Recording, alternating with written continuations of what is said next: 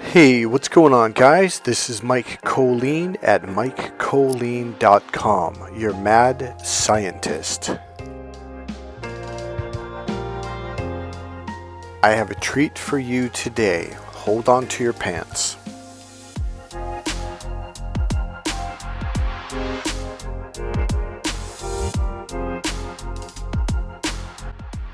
Okay, so we dropped the music down a little bit. Okay, so today we're going to talk a little bit of science. I'm going to break something down. It is a very, very easy thing to do to make you feel better and to make her feel better. So a lot of guys will ask me, well, Mike, how do I make her like me? Well, my number one answer is always, it's not about making her like you. It's about you creating good feelings and emotions inside your body. She is going to like that. We're going to teach you how to talk in a more relaxed and calm way where your voice, now here's the key word, it naturally resonates. Now if you're trying to make it sound like a bass and baritone voice that's very controlled and it's actually a very tight on your throat thing, and a lot of dudes, they try to talk tough or talk with a baritone voice. Well, number one, it's fake. She's going to hear that a mile away. She's going to see it in your tightened face, and the stress and the tension is going to make her want to run. Now for today's video, we're not necessarily going to teach you how to do that. Here's the funny thing, I don't actually teach you how to talk. I teach you how to ground your energy. When you ground your energy, the voice comes naturally. See, if you have to try to make your voice sound a certain, you're doing it wrong. Now I'm sure you've heard me talk about the internal awareness courses. When you learn how to be internal and ground your energy, your voice will naturally be comfortable, it'll resonate naturally, and it will drop. Without having to try to make it sound low. You won't have to do that. In fact, you won't even think of it at all. It'll just feel very comforting. Now here's the thing about my course. There's a couple pieces you have to develop over a period of time, and then combined they create the result. So it's not like, well, Mike, give me a tip. A tip's not going to do anything for you, man. That's an old-fashioned male way of thinking, and it doesn't, and here's the thing, it does not create emotions. You're like, well, why is that so important? Because her mating system is connected to the emotional processor. If you're not creating vibrations and energy and emotions in an open, expansive way, it's not going to trigger a mating system. In fact, it's going to put her in the left brain, which means you just put yourself into the friend zone, the friends box. The left brain is the in the box brain. We have to snap you out of it. Alright, so I'm going to show you the two different ways we use our voice. There's the logical linear way, which is up in your forehead, and everything is tight, and you're coming out like a little small straw. You're speaking through your forehead. It's very ungrounded, and women don't like this energy. Even when you're very logical, even if you talk like this, it doesn't matter because it's very tight. Your throat's tight, your forehead's tight, and you're not breathing deep. Well, why is that important? Because it makes her body tighten up. It makes her chest tighten up. It makes her throat tighten up. It makes her forehead tighten up. When you tighten up a woman, she doesn't want to have sex with you. So she connects this tight, up, literally up in your forehead, up, tight energy, feelings. She doesn't like that. You have to learn how to let go of all that.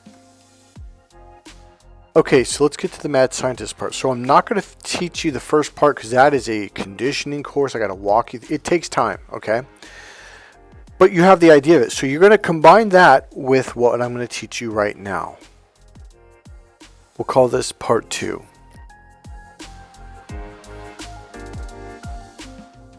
Okay, let's get some mad scientist stuff going on here. Okay, we're going to talk about words and why using words in the right way, which is the first part, and also using the right words literally will trigger her emotional system, which triggers her mating system.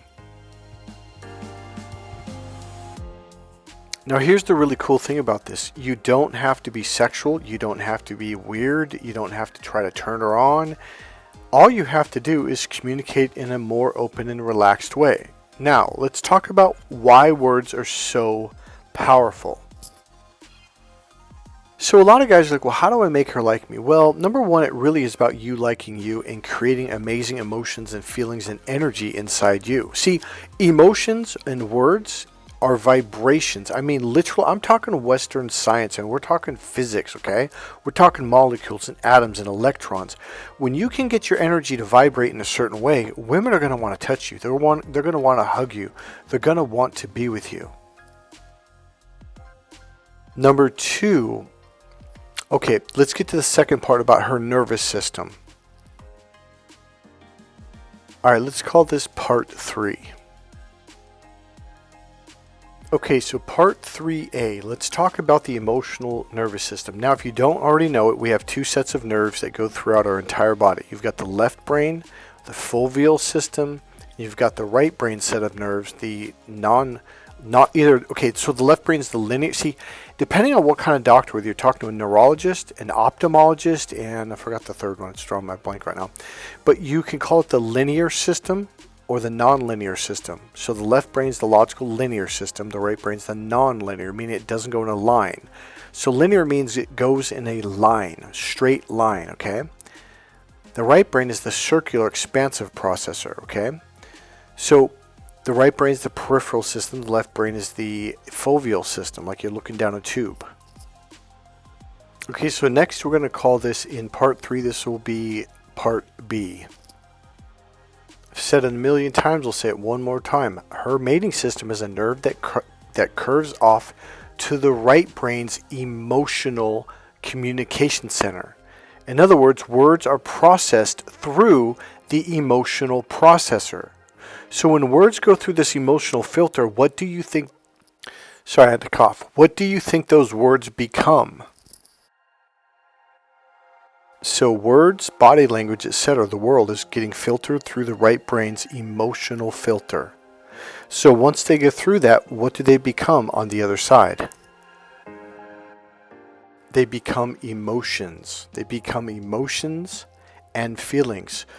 Now this is going to be really weird for you, because men don't do this. We process words through our logic. So so if words go through logic, the logical filter, what do you think they become once they go through the filter?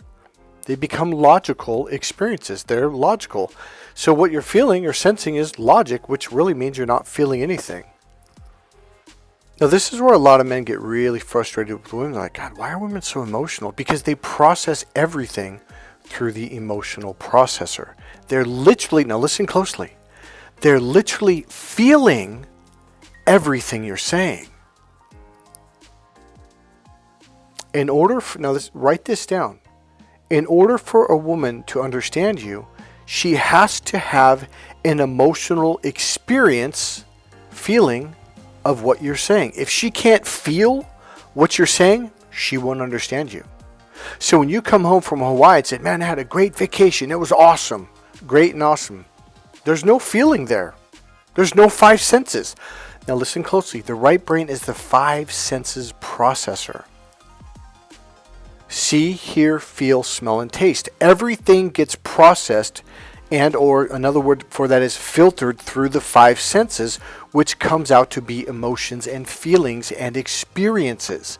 So if she's not physically experiencing what you're saying, she's looking at you like, well, why won't he tell me what his trip was like? A lot of men, she'll go like, so what does that mean? What do you mean you had an amazing trip? It was awesome. It was awesome. Like, she's like, well, what does that mean? Because she has no fucking idea. Because you didn't break it down. And a lot of men, she'll be like, okay, so what happened? Like, well, we went fishing. We caught a really big fish. And she's like, what kind of fish? Was it a shark? Was it a freaking swordfish? Was it a bluegill? Like, how big was it? How much did it weigh? What color was it? You don't describe shit. And she's like, well, what does that mean? Like, what do you mean it was a big fish? What kind of fish? And then a lot of men will get frustrated, like, what do you want? The fucking details. And I lean my head into the kitchen and say, yes, she literally needs the details in order to understand what you just said. Think of it as a blank canvas. She's looking at that canvas going, all there is awesome and fun. Like, what does that feel like? What does that smell like? What does that taste like? What does that look like? What does that sound like? Now, what I'm about to do is I'm going to show you the way I put the power of romance, love, and sexual seduction into your hands. You get to choose how she feels. What do you mean, Mike? What are you talking about? So this first part I just explained to you right here, I didn't really go too in depth because there's a lot more to it. But essentially, you need to describe things, the five senses: see, hear, feel, smell, and taste. And you have to use adjectives and adverbs because then you're stimulating her right brain, and that turns her on sexually. That triggers her mating system. See, you don't say it was a big fish. You say it was a big, bright, shiny, I don't know, colorful, like reddish brown with a silver streak going down both sides.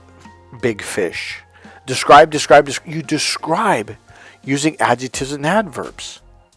You don't say it was big. Say it was a big, bright, shiny, big fish. Do you get it? The more you describe, the more she's going to get sucked in. Describe the boat that you were on. Describe the water. Describe the sunlight dancing on the little waves. Let's call it like the little dappled waves in the water. How it literally the sunlight, the golden. Listen, here's the description part. The golden glistening streams of sunlight would with like soft beams of light would bounce off the puddles of water or the little waves of water, and they'd reflect off the side of this big, amazing blah blah blah boat. And describe the boat. How long is it? How big is it? What are the colors? Describe. See, the more you describe stuff, the more she can see and feel what your experience was like. And then you describe how the fishing rod, it was just bending and it got more and more closer to the water. It was like almost a perfect, complete upside down U. And I mean, you see, the things, you can describe it anyway. It doesn't really matter how you describe it. You describe it in the way that you experienced it. See, we're like, what's the right way to describe it? The way that you experienced it. See, she's trying to have your experience. So when you come to me, Mike, what's the right thing to say to her? That's the wrong thing. She wants to understand what you felt, what you heard, what you saw. And if you can describe it, even 10%, 20%, it's going to help her relate to you more, which is going to help her feel emotionally close to you more, which is going to make her want to make love. Now, there's a way to describe your emotions and feelings inside, but we're not going to get into that right now because that's another hour-long education. And I have to get you to connect with those feelings. See, that one of the goals, we have to get you to feel what you're feeling. And when you feel what you're describing, see, it's the weirdest thing. You don't go, okay, I'm saying these words to her. No, you're saying these words down inside your body and you're feeling what you're describing. And then she can feel it. See, if you're not feeling it, she'll never feel it. It doesn't matter how well you describe it. If you're not feeling what you're experiencing, what you're talking about, she can't feel it. See, a lot of men are disconnected from themselves. They're in the dissociated logical left brain, which is the disconnected brain. I have to get you connected to your physical body, your physical flesh. See, the only way she can connect to you is if you're connected to you. So let's say she has a plug that goes from her belly button to yours, and she plugs into your belly button, but you are up in your logical brain, which means your energy is up above your head.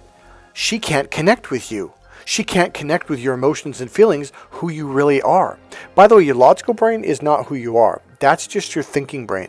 Your right brain, the five senses, this is who you are. Your emotions, your values, the way you truly feel about your beliefs. Again, feelings, emotions. Okay? That's who you really are. And that's who she wants to get to know. That's why when you come at me and say, hey, what's the right thing to say? Whatever you feel, whatever you believe, whatever you think. Because she's trying to get to know who you are. Are you ready for the mad scientist part? Oh, you thought that was? Oh, no. And by the way, those first two pieces I just shared with you, there's more to it than that. So the first thing I want to make sure we're aware of is that the right brain is when she's feeling her body, which means she's connected to her radar system for every square inch of her body. Her head, her feet, her legs, her thighs, the side, the front, the back, her calves, her feet. It's like an external radar system that's picking up on energy and emotions and movement and sound around her. When a woman is in her right brain, this is a good thing. But the thing is, you don't want to suddenly talk loud. And she's going, whoa, shit, dude. You don't want to be stressed because, whoa, she's going to feel it. Have you ever been around horses? When I was a kid, I was raised around horses. My grandparents had a ranch. And my father took us up there every weekend. And then we would do vacations up there and Christmas and, all that stuff. First thing I noticed was that horses are very, very sensitive. And my dad says, yeah, but they're very attuned to their environment. There might be a snake behind you and you won't know it, but the horse will. Because the horse is really tuned into the slightest noise and sound and feeling. Now guess what? They're using the same right brain system that women are. Now if you scare them, if you talk loud, if you're being Mr. Logical, they're really feeling like, oh my God, they can't stand that logical feeling. It just takes them all out of their sensuality. The right brain is the romantic, sensual brain. In order to get a woman to make love to you, it's got to be sensual. Now here's the deal. If you can get her to be in her right brain by yourself being in the right brain, she's really feeling the vibe. So now the emotions, the sensuality becomes heightened. And this is where you want her to be at. So when she's here, you want to be really good at grounding your energy and resonating your voice and talking and breathing deep. Okay, I'm going to teach you all that stuff in the course Cracked Female Code. So here's the deal. You know how women use vibrators for the clitoris? When you are emotionally grounded, it opens up their entire system to every inch of their skin around their body, every muscle, every nerve, every fiber. So when you begin to it's not just, you see, if you're, so it's my voice, huh? No, it's more than that. It's your energy, and I'll teach you how to tune into that. What happens is your voice and your energy becomes a vibrator that vibrates her entire body. So now her entire body becomes the clitoris. Every word, every movement, every touch becomes a clitoral stimulation throughout her entire body. I don't mean just down there, I mean every square inch of her entire body. Now, here's part 4, the mad scientist. Before I go into that, one thing I want to share is, you know how men will say, what do you need, the details? Well, here's the deal. When you communicate this way and bring her down into this space, the details become like a stimulating vibrator, vibrating and stimulating her entire body. You can use your stories to turn her on. All you have to do is learn how to do this. Before I go further, I want to mention all of what I'm talking about right now. It's in my book, Cracked Female Code, and a lot more. So the things I've been kind of sneaking out and giving you a little tip here, a little there, if you really want to learn it and take it to the next level, buy my book, Cracked Female Code. It's 500 pages of knowledge like this. Go to crackthefemalecode.com.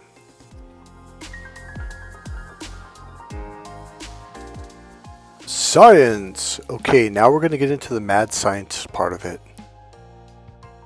So here's the deal. When clients learn this, and I literally will say, you literally get to pick and choose her emotions and her feelings. Why? Number one, because her mating system is connected to the right brain's communication center. Number two, communication and body language, which is a form of communication, is received through the right brain processor, which is the emotional processor. So words become emotions and feelings. That's the first part. Here's the more powerful part, part 2. Okay, how do you remember what words mean? Right now, just think about it. I'm going to wait a second. So when someone says door, tree, house, car, boat, glass, how do you automatically know what they mean? Now think about it for a minute and maybe even write the answer down. Now if you read my book or heard this in another video, don't give it away for the other guys. Let the other guys kind of think about it for a second. So I'll be back in a couple seconds.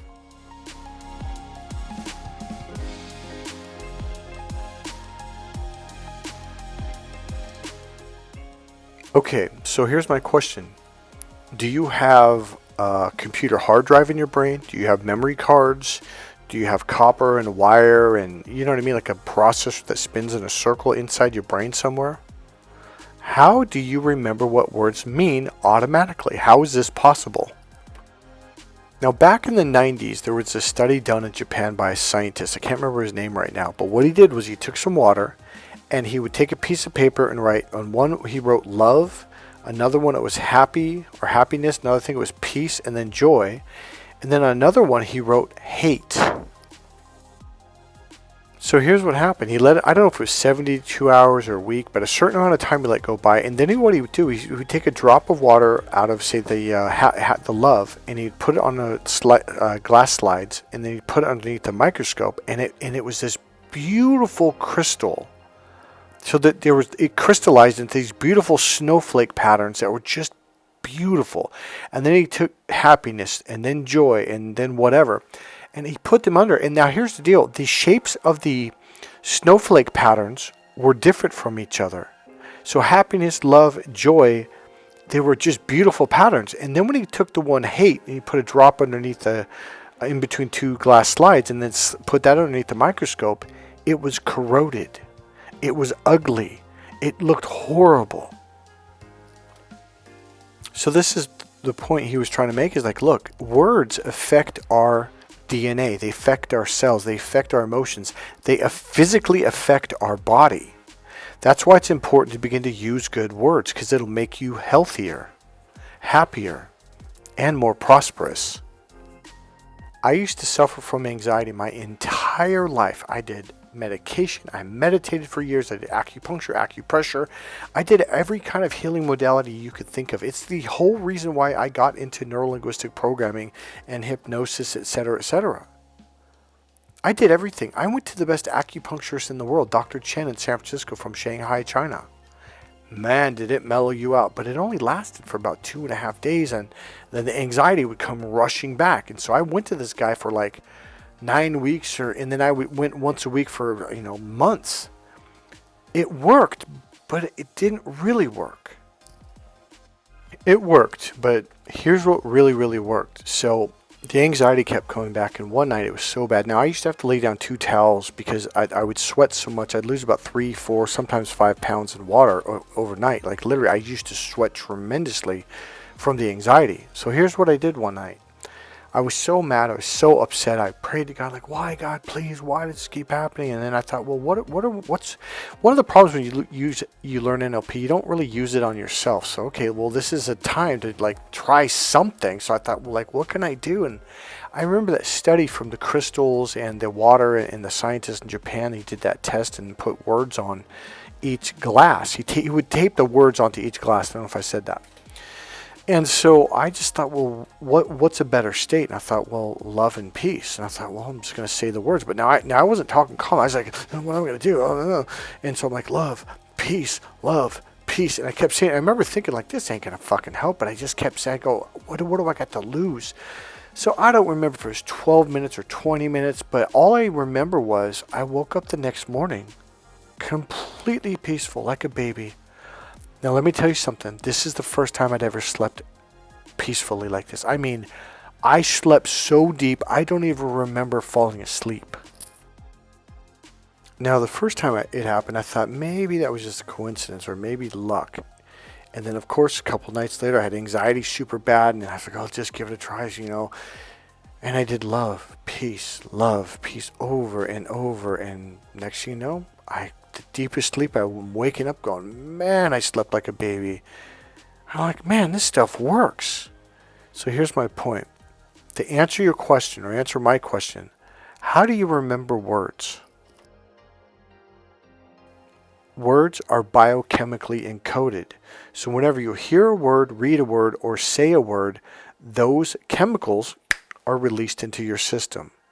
You say it again, they're released some more. You say it again, they're released some more. You're dumping these peaceful, loving chemicals into your body, and now you feel good.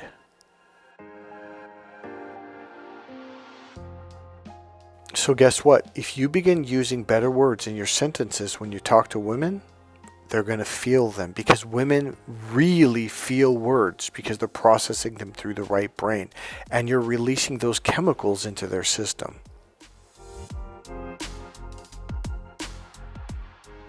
So here's a few words that I like to use. The number one word I like to use around women, because if they don't have this, they're not going to feel comfortable. The number one word that a woman is always looking to, it's the reason why she gets her nails done, her hair done, she gets a massage, she does, she goes to like spas with her girlfriends to get massages and hot steam and all, and yoga and stretching and massage and all that stuff, is clarity. The number one thing that women absolutely love is clarity. So what do? All you have to do is pepper the word clarity in your sentences over a period of time. Now, do I say it like this, Mike? Clarity. Gotta have clarity. Be clarity. Have clarity now. No, you don't tell her to be clarity. You just talk about things that give you clarity, or experiences that created clarity. Now, the clarity is not a closed, tight thing like you're looking through a hunter rifle, like a scope on a hunting rifle. No, it's wide and expansive. So if you say it like this, and you're crunching your face down and tightening it, she's going to feel tight. It's not tight. It's loose, open, and expansive. So you have to say it in that way. Here's the deal. You know how I keep saying like these are bits and pieces and tips? There's an entire course behind every one of these things that I'm trying to explain to you how to say this, how to use this system. So this is just a piece. This isn't, this isn't the whole system, because we have to condition into you how to open up, how to communicate in an expansive way. When you start doing these things, then combining the techniques, all of a sudden women are just staring at you. They're going, They reach out and touch you. They come over and sit next to you. They'll find ways to open conversations with you. They will walk over to you. They will find a reason, something to say to get you to talk to them. See, if your mating system is connected to your right brain's communication center, I'm pointing to my ears, what do you think is going to turn her on sexually? A good haircut? Looking good? Button-up dress shirt and looking good and being in shape? No, words. Words and body language used in a very specific way. So here's what I want you to do. I want you to write down 4 or 5 words, including the word clarity, that you want to take her into that state, and then start peppering those words into the sentences, okay? So one could be openness, expansive, smooth, calm, relaxing, relaxation. Now here's the deal. There are much more powerful ways and much more powerful words that will get her to want to make love to you. These are just tidbits right here. Again, I highly recommend that you read my book, Crack the Female Code, to get a deeper understanding of what's going on. That's it, guys. If you want to really take it to the next level, you have to read my book, Crack the Female Code, first, and then come in and take my coaching course. It is a 6-day training. We'll do some pre-training over the phone, and then you come in and take the course. Alright guys, that's it for this video. I'll see you in the next video. If you liked the video, click subscribe, click the like button, go ahead and make a comment, and to support this channel, buy either my book, Crack the Female Code, or get the Ultimate Package. It has all my books for men and an introduction to the hidden language. Another way you can support this channel is there's a PayPal link right there in the description box. You can go ahead and make a donation, $5, $10, $15, $20, or whatever you want. Alright guys, I'll see you in the next video. Bye.